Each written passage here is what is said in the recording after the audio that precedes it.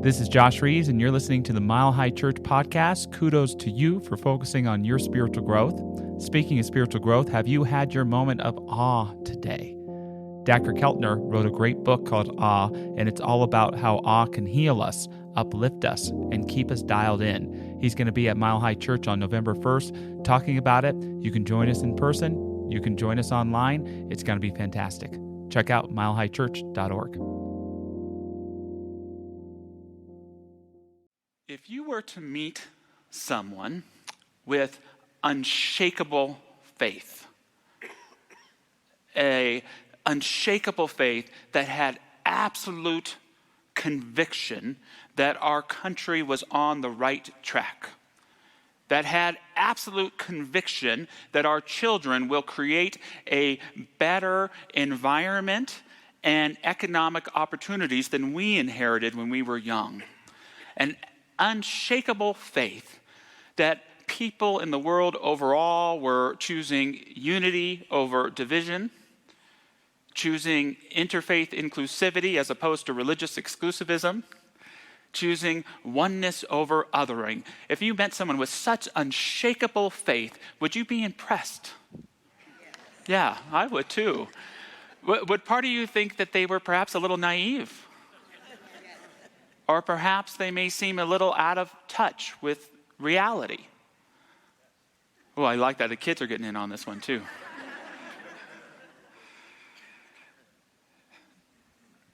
You know, our founder said something. He said, "Our thinking doesn't change reality at all. Some people think it does, but it never flattened the world when they thought it was flat. It only flattened their experience on a round one. When someone knew it was round, he could navigate it." And as religious scientists, our denomination here, it's so important. It's almost like a sacred duty for us to hold a high consciousness for our country, to hold an optimistic viewpoint for our world, to represent oneness and unity, even in the midst of division. We can get so lost. But it's also important for us to see what's real, to see what's really happening, from time to time to step back and see where we are. Kurt Vonnegut alluded to the point that if you're going the wrong direction, to step back is to take a step in the right direction.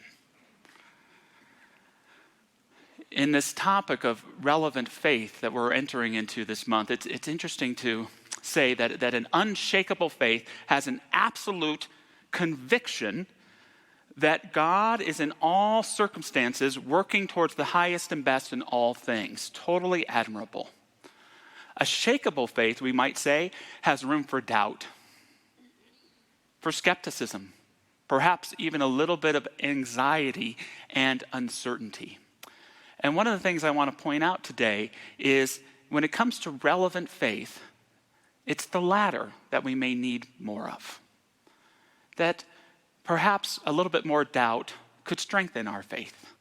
That perhaps to be a little anxious by looking around at the world around you is understandable. To be in a time of uncertainty, perhaps it isn't best to make up a reality or manufacture something superficial, but to really look, to really listen, not only at the state of things around us, but in our own everyday lives. And I think that's the first key to a relevant faith, is to live not outside of reality, but in reality. We might also say that the second key to a relevant faith is to recognize that a relevant faith isn't something that's fixed. It's something that's fluid, that can expand and contract at different times in our lives. We might say that a certain pessimism is the opposite of an unshakable faith. But if we're not careful, I think they're just two sides of the same coin. We may know someone with unshakable faith, but how many of us know someone who's a certain pessimist? Their theme song is AC/DC's Highway to Hell, and there's a lot to burn on the way there, right? They have absolute certainty that our institutions in the United States are broken and cannot be fixed.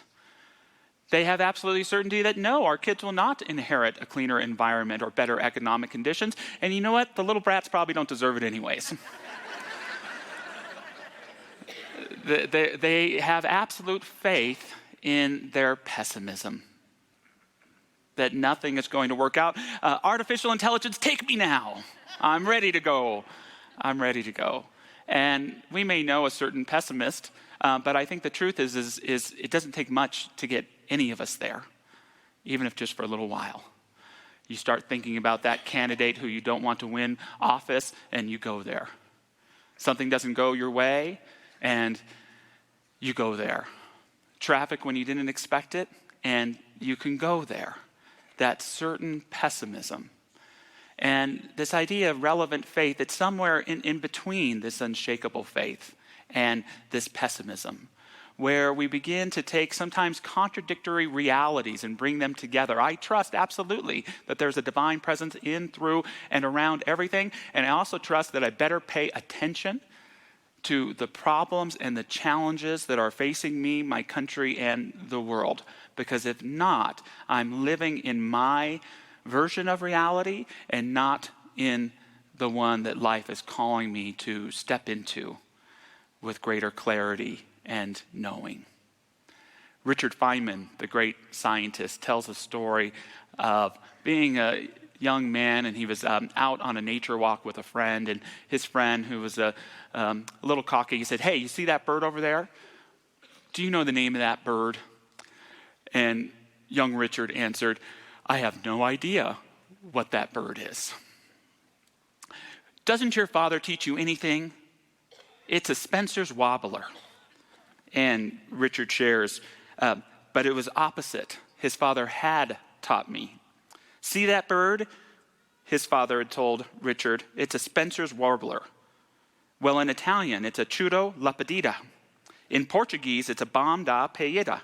In Chinese, it's a chung long ta. And in Japanese, it's a katano takeda. You could know the name of that bird in all the languages of the world, but when you're finished, you'll know absolutely nothing whatever about the bird. You'll only know what humans in different places and what they call the bird. So let's look at the bird and see what it's doing. That's what counts." I would say this applies to spirituality, that we can study all those 101 names of God that Patty was alluding to in her beautiful prayer and still know nothing about God. We'll know a lot about what people say about God, but we may miss it out completely if we're not willing to look directly into our lives with confidence or with doubt and open up to that deeper experience. What does it mean to stop naming your life? Good, bad, crappy, indifferent, whatever it is. What does it mean to just stop naming it and listen for what it does and what it reveals to us about what our faith actually and really is? This leads to the core of the message today, the third key to a relevant faith, which is a transformational vulnerability. The willingness to be totally present in this vast mystery called life, and to open up to see not what faith can be invented, but what kind of faith can be revealed. The most difficult day of my ministerial career was on October 12th, 2011. I was the senior minister of the Seal Beach Center for Spiritual Living in Orange County, California. I was sitting on a bench outside talking with my board president, and not 50 yards away began the gunshots that would ultimately lead to 8 people losing their lives and the greatest mass shooting in Orange County history. It was a terrible day. And you want to do everything you can to help in the light of that tragedy. And thank God the police were on the scene like that and captured the perpetrator. And our church, just for a short time, just for a couple hours, got to bring in the family members of these victims who, when there's a crime scene investigations unit on the scene, they have to do their work for hours and hours. And here are these people sitting there waiting to get the official word on what they already know, that their loved one has been viciously, terribly taken from them and from the world by a wretched act of violence of a deeply disturbed and demented human being. And you're there trying to bring water to these people. You're there wanting to be present. And to be totally authentically honest, I prayed they wouldn't ask me for prayer. Because part of prayer is to be able to acknowledge God in any instance or any circumstance. And in that moment, through my experience of that day, I saw none. And yet, my prayer, handing a bottle of water, putting a hand on the shoulder, avoiding saying things like, it's going to be okay, when in that moment it is anything but okay. But my prayer was, God, I cannot see you in this event, but please show up in our response. Please show up in how we respond to these individuals who've been so victimized this day. Please show up in the response of the police officers and the civic leaders. Please show up in the community. And that's sometimes what a transformational vulnerability is. It's showing up transparent in your life, not knowing exactly how the divine or life or whatever you call it is going to show up, but to be prepared for it, even if it only shows up through you, through how you show up for other people. And as little as I experienced the divine in that tragic event, I can say with some genuine honesty that I perhaps never experienced God so much as I did on that day when it came to how people responded. Immediate remembering of hope in the face of despair, an immediate expression of love in the midst of such tragic fear, a sense of oneness and unity when someone would behave with such little appreciation for human dignity or life itself. It was a wretched, but then a beautiful experience. And sometimes, to be frank, life can be, in some moments, like a nightmare, shattered by grace. It can be like a nightmare that's shattered by grace. In the midst of the loss of someone we love, a devastating change to a health condition, a challenge that we see, or a tragedy that we see in the world, life can be a nightmare that gets shattered by grace, shatters of remembrance, of beauty, of love, of truth, even when we can't see it. It speaks, of course, to the famous lines of Leonard Cohen in his song Anthem, where he sings, "Ring the bells that still can ring, forget your perfect offering. There is a crack in everything. That's how the light gets in."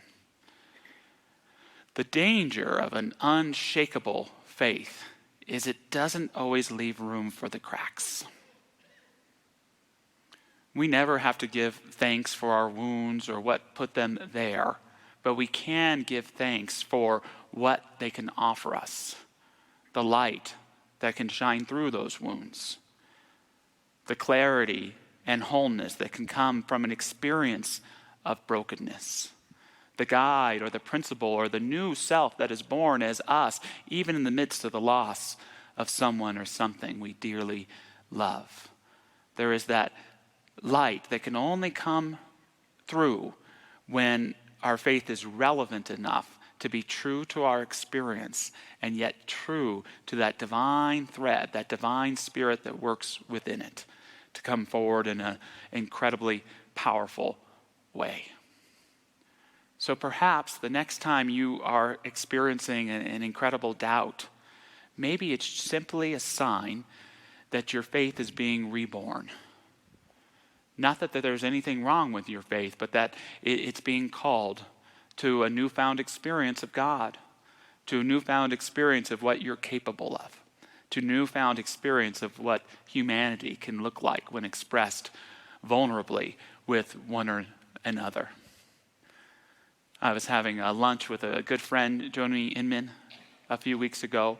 Joni sadly lost her daughter this year, and she was sharing with me that Dr. Patty, our beloved Dr. Patty, called her one night. And what did Patty say? She could have said, and it could have been true, but she didn't say, everything's going to be okay. God is right there. I'm so sorry for your loss. All Patty said was, I just called to cry with you. I just called today to cry with you.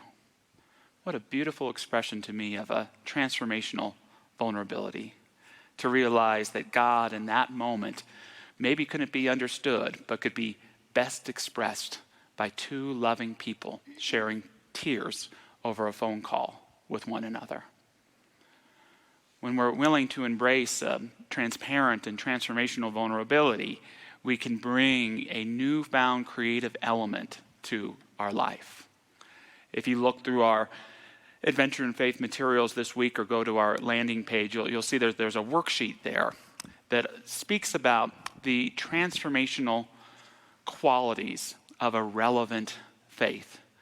They're qualities that on the surface we may look at and see as flawed. Vulnerability, that could mean defenselessness. Surrendering, giving up. Forgetting, got to remember everything. Leaving, no, you got to stick with it. Not knowing, no, I got to know. I got to be wise and understand. And yet, if we can sometimes embrace these qualities in our lives, they have a transformative ability to bring forth what our life is calling for: to heal, to be connected, to embrace a greater prosperity and abundance.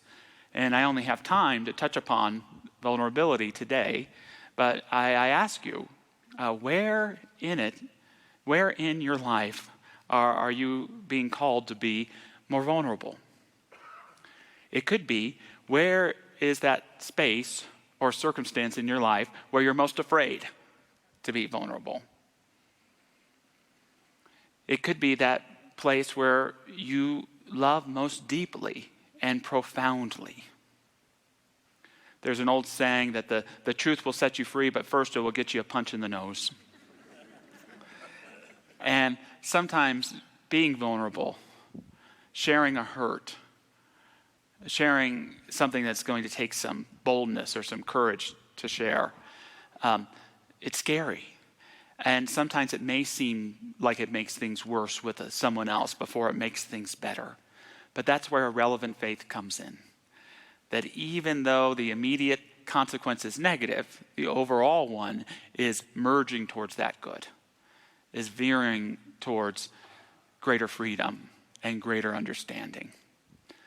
Been touched reading the news reports and then watching Netflix. There's a new documentary with Will Ferrell in it called Will and Harper. And the story starts off with Will Ferrell, who's a famous movie star and was in Saturday Night Live. And he had a best friend named Andrew Steele, who was a writer, not in front of the camera, but behind the camera at SNL. And they became creative partners and did so much wonderful work together. And they disconnected a little bit during pandemic times, like so many of us did. And he received an email from Andrew, who is now named Harper. And the email explained that Harper now identified as a female. And if you could, kind of support me, she says, as well. What a courageous act of transformational vulnerability to, even in an email, which can be a superficial form of communication, to share one's heart, to share one's truth. Farrell, like many people in Harper's life, may have initially sensed a sense of betrayal. How come you didn't tell me sooner? Only to understand and ask questions to realize that Harper, her whole life, had been betraying herself to a degree and was now coming forward to embrace who she authentically was with the people that she loved.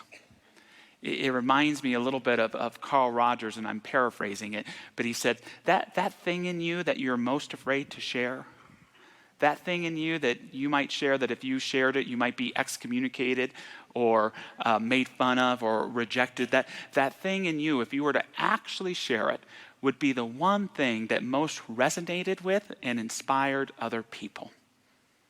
What an interesting principle of life, that what is most personal is most universal.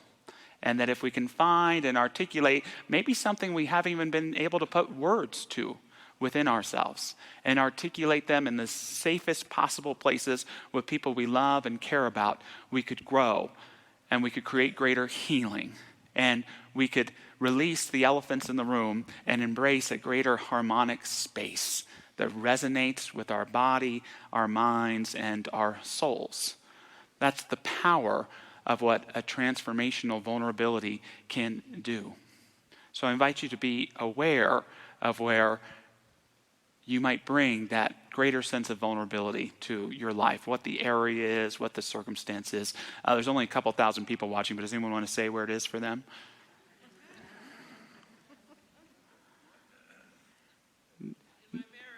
Good, David, good. Yes, great. Great. Life's calling for it, and if we were just waiting around for God to show up, she may not arrive. But if you're willing to be a presence for the divine to show up through this skill of transformational vulnerability, you can offer something, a vitamin C for a circumstance, a understanding of someone where they've never felt that understood before, and a way of becoming who you really are in a way that your life is calling for and needing you to be. So with that, as we move into prayer this morning, I invite any of our incredible prayer practitioners to stand and join me. Know that here in this Teal Sanctuary, these incredible folks are available for an affirmative prayer in front of the stage.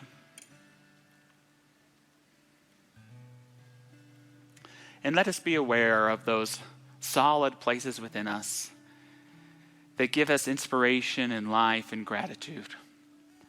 But let us not turn away from those places where we may experience some weakness, some woundedness, some unresolved hurt, where we may feel not in the midst of knowing, but in the darkness of not knowing what is or how something's going to turn out. And let us recognize that we meet our God in both places. We meet the divine in those areas that are strong, that have been nurtured, that help us to thrive, but also as we bring a light of grander awareness to those weak places, to those tender spots, to those places that perhaps have experienced a shattering of grace here or there.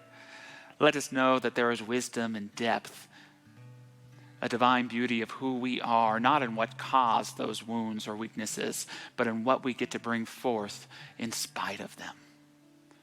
Knowing that the divine speaks through all things, that God speaks up itself without coercion or even invocation, if we just listen, embody, and embrace that we walk this path of life not alone, but hand in hand with the infinite, that it is friendly, that it is familiar, that it is the divine memory of all being and becoming within us, becoming something unique and fantastic as you and your life, right here and right now. And so it is.